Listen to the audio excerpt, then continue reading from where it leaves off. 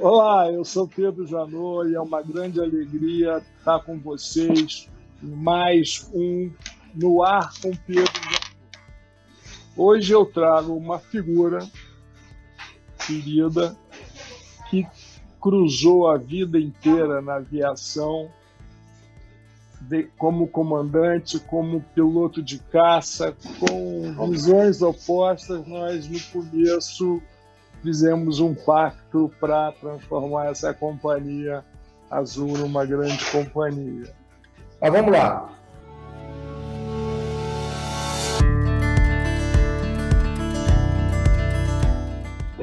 Eu sou carioca, rubro-negro, apaixonado por Harley Davidson, estou com o casaco da Harley, porque está frio aqui em Indaiatuba. Eu sempre fui apaixonado por aviação e acabei sofrendo uma influência grande de uns vizinhos que moravam em Ipanema. Eu nasci em Copacabana, mas fui criado em Ipanema, e os vizinhos na minha rua, Nascimento Silva, só não era Nascimento Silva 107, mas era 464, que hoje já não existe mais. E convivi com uma família maravilhosa, e nessa família tinha pelo menos 4 oficiais da Força Aérea pertencentes a essa família. Aquilo acabou me influenciando muito, e todos eles pilotos de caça, todos eles, inclusive, referência na Força Aérea até hoje. Isso acabou me incentivando a ser piloto de caça, até porque a vida militar, a carreira militar, veio um pouco da família. Meu avô era general de divisão no Exército Brasileiro, e meu avô por parte de mãe, e meu tio por parte de pai era oficial de marinha. Eu até brincava em casa, eu acabei indo para a Força Aérea para poder fechar o Estado-Maior das Forças Armadas familiar, que aí tinha um de cada arma, né, de cada força.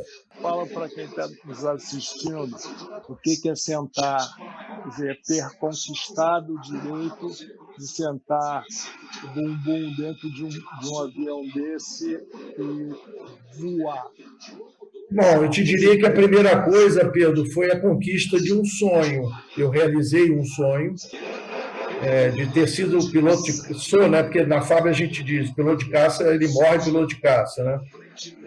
Então, eu sou um piloto de caça, voei mais de 1.500 horas de caça ao longo da minha vida, voei o que tinha de mais moderno na época, que era o F-5. O pessoal do Mirage vai dizer que é o Mirage, mas nós do F-5 dizemos que é o F-5.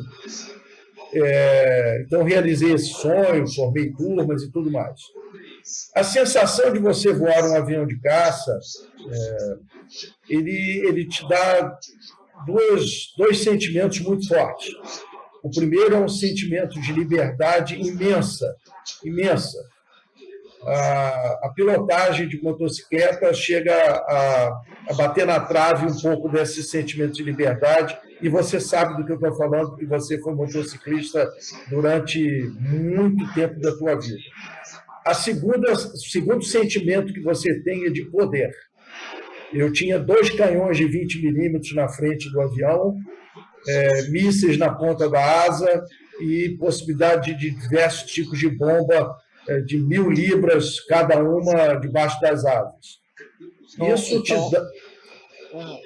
te dá uma sensação de poder, amigo.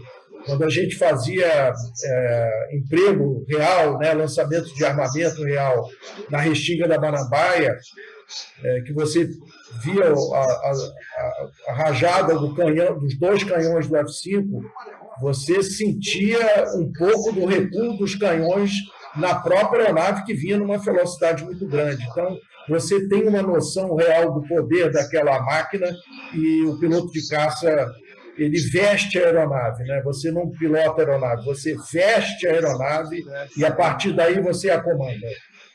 Quando eu te conhecia, você tinha uma vontade muito grande de fazer a Varig Azul voltar para crescer no mercado, para se transformar numa grande Varig, que foi importantíssima para o Brasil e como companhia, era uma companhia que as pessoas vibravam com ela no atendimento. Qual era a mágica da Varig, além de estar numa época onde a competição não era tão acirrada, mas qual era a mágica de voar na Varig? Se você tivesse que dizer uma frase, a Varig era boa pra caramba nisso. Bom, a Varig foi um ícone da aviação, principalmente depois da saída da Panair. A Varig, a partir dali, ela decolou como uma empresa de bandeira brasileira, foi incorporando, inclusive, outras empresas depois da Panair, e se transformou num grande ícone. A Varig passou a ser o Brasil fora do Brasil, inclusive as suas lojas passavam a ser quase que umas embaixadas privadas, agiam como embaixadas do Brasil para resolver problemas de brasileiros. As lojas da Varig recebiam brasileiros que nem passageiros eram, para resolver seus problemas, e a Varig os fazia. A Varig resolvia questões de medicamentos importados, medicamentos que não existiam no Brasil. A Varig promovia a aquisição do remédio e o transporte para o Brasil. Lógico que a aquisição ficava por conta da pessoa, mas a Varig providenciava a compra do remédio, o transporte do remédio de graça para todo e qualquer brasileiro que necessitasse de remédios que não se tinha como adquirir aqui no Brasil. Isso era um serviço de utilidade pública e mais. A Varig era uma empresa que tinha um cunho humanitário. A Varig participava de todos os eventos humanitários que o Brasil necessitava. A Varig estava à frente. Ela transportava passageiros doentes, passageiros que necessitavam de maca a bordo. Eu mesmo tentei o transporte de uma criança de 1 ano de idade, sob risco de morrer a bordo, mas o risco dela morrer em Cruzeiro do Sul. Imagina, uma criança com problema encefálico em Cruzeiro do Sul. E aí ficou uma discussão se ela poderia ou não embarcar numa aeronave, e eu fiz o médico que acompanhou a mãe da criança vir até a aeronave e me dizer do risco que a criança tinha. E fazendo uma avaliação junto com o médico, eu falei, eu vou assumir esse risco porque eu não vou aceitar a morte dessa criança em Cruzeiro do Sul, porque tinha um pequeno risco do transporte a bordo. A Varig era uma empresa que tinha DNA para aceitar a decisão de um comandante numa situação como essa. Eu jamais seria punido ou iriam me cobrar por ter tomado esse tipo de decisão. E isso nós levamos para a Azul, Pedro. Se você lembra, o primeiro voo da Azul foi um voo humanitário para navegantes.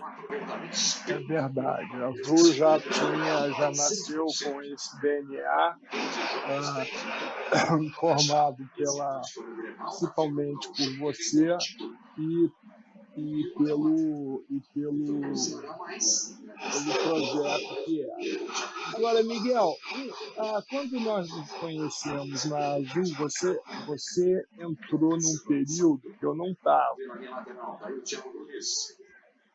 E me conta como é que foi assim, a discussão para falar da companhia. Encontrei lá no Hotel Pestana. A ideia deles era adquirir uma empresa que já possuía um Cheta para ganhar tempo. Cheta. Explica o Cheta é como se fosse a carteira de motorista da empresa aérea. Então, a empresa, para poder começar a fazer as suas operações, ela tem que passar por uma série de certificações para alcançar esse tal Cheta. É como se o cidadão fizesse todos os seus cursos para poder ter a carteira de motorista. Foi longo, não foi longo o processo, e na época eu falei para o David e para o Trey, não vamos adquirir uma empresa já existente, porque você não sabe o que vai vir do armário. vai dar tanta dor de cabeça que é melhor começarmos do zero.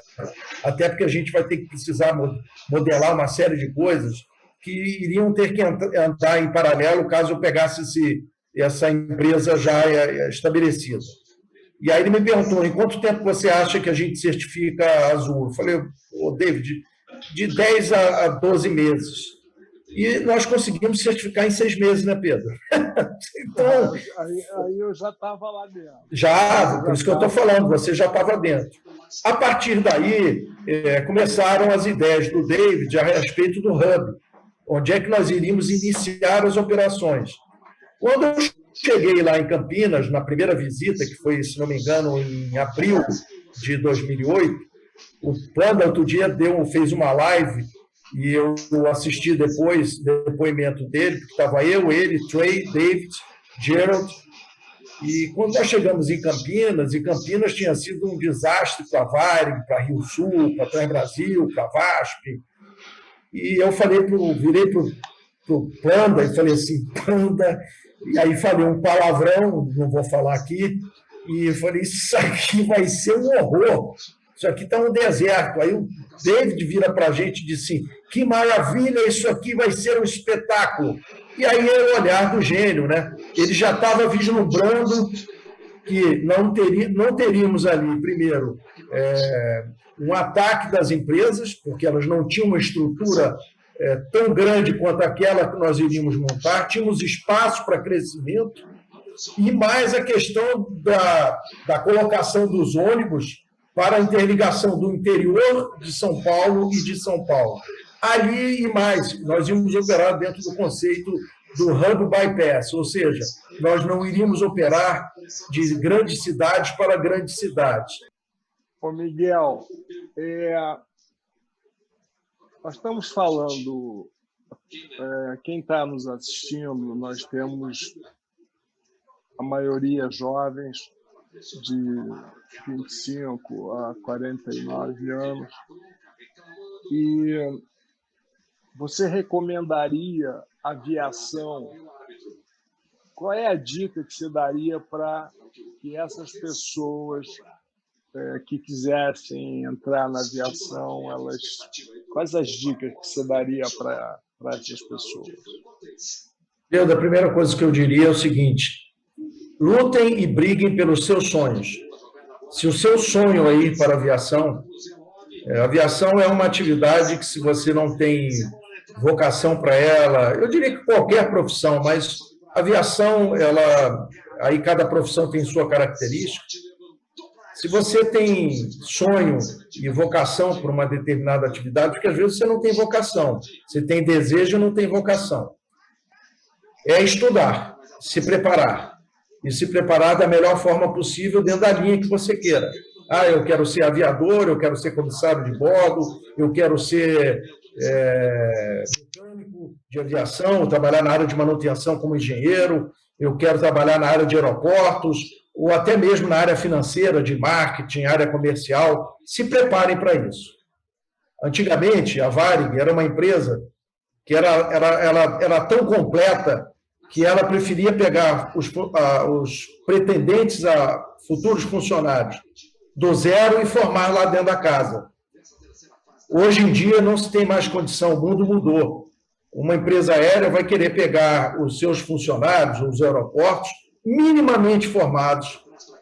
Não digo, dependendo do aeroporto, ele pode pegar até alguém com pouca experiência, mas minimamente formado. No aeroporto como Guarulhos, para determinadas posições, você não pode pegar alguém cru em aviação. Lamento. Se for no Sírio-Libanês ou no Einstein, para assumir a função de diretor técnico do hospital, chefe da pediatria, chefe da infectologia, você não vai trazer um médico recém-formado de R2 do mercado. Você vai pegar alguém com o mínimo de experiência, vivência, com mestrado, doutorado, é o mesmo que se dá na aviação ou na cadeia, nos aeroportos, nas MROs, que são as empresas que se dedicam à manutenção pesada de aeronaves. Então, a turma, para poder crescer, diria que, primeira coisa, vocação e sonho. Segundo, formação. terceiro, começar a lutar para conseguir uma vaga nos processos de seleção e provas das companhias aéreas, dos aeroportos, e seguir seu sonho. Pois essa é a grande força motriz que nos traz até aqui, nós dois veteranos. Você é mais veterano do que eu, não? Tá bom, obrigado. Não, você não é? Vou fazer 64. Então você é mais veterano. Para trazer para esses ouvintes essa experiência, essa vivência. E da Azul, o que você leva dentro do seu peito? O que você trago muita coisa. Da nossa construção. Fala uma frase para a gente. Convivência. A convivência foi a mola mestre dessa companhia, porque, como eu te falei, e você sabe que eu fui o autor do título do teu livro, né? Fui eu que dei a ideia, né? Porque eu te chamei de mestre, o Pedro foi um maestro, porque o Pedro conseguiu conciliar as culturas do americano, do brasileiro, a mixagem de culturas diversas que entravam para a empresa. Então, eu te diria o seguinte, foi uma tremenda de uma vivência, nem todos na vida têm a capacidade de startar uma empresa do zero, com um capital inicial de 250 milhões de dólares, com duas culturas bem diferentes, juntas com o mesmo objetivo de criação de uma companhia aérea. Isso é algo, eu acho que se contar no mundo deve ter uma ou duas. Não acredito que tenha mais do que isso. Não tem duas dessas, né? Segundo, de ter sido parte do David. David é um ícone da aviação. De você ter podido ter sido parte desse projeto é muito bom. E terceiro, a qualidade com que a Azul cresceu ao longo do tempo, curtíssimo, e da qualidade que ela entregava, com um DNA de segurança operacional elevadíssimo, é algo que foi uma tremenda realização de um sonho. Né? Ainda mais para mim, saindo da Varig, uma empresa praticamente falida quando eu saí dela, e sair do inferno e poder ir para o céu na criação da Azul, e da Azul do zero. Eu posso dizer que eu ajudei essa companhia do marco zero dela. Eu tenho um orgulho imenso, Pedro, e carrego toda essa experiência que nós vivenciamos ao longo, pelo menos eu vivenciei ao longo de quase 5 anos, e trago isso já introjetado na minha alma, no meu DNA. E isso se faz presente no meu dia a dia. Miguel, é uma alegria ouvir isso. Foi uma alegria ter participado desse projeto com você, mas eu vou deixar você aqui e agradecer, vou finalizar e agradecer a todos que participaram desse projeto. Pedro, eu que agradeço a oportunidade de estar aqui a bordo com você. Espero que essa turma saiba ouvir o Pedro. Turma, Pedro é um mentor, Pedro é um vencedor, Pedro é um grande maestro. Poucas vezes vi ao longo da minha vida profissional, já vão aí 45 anos, profissionais do quilate, da sensibilidade, da competência que o Pedro possui. Além de tudo, meu amigo, rubro-negro, motociclista e velejador. Enfim, essa química não podia ter dado errado, Pedro, nem querendo. Miguel. Para, Miguel. Então, para mim é um prazer. Foi um prazer, Miguel. Muito obrigado de participar no ar com Pedro Janot. Um grande beijo para você. Uma boa chegada em Indaiatuba. Você vai me mantendo informado. Com certeza. Quando você cruzar para lá, eu te pego para cá. Tá bom, combinado. Beijo em todos em casa. Um beijo. Um beijo.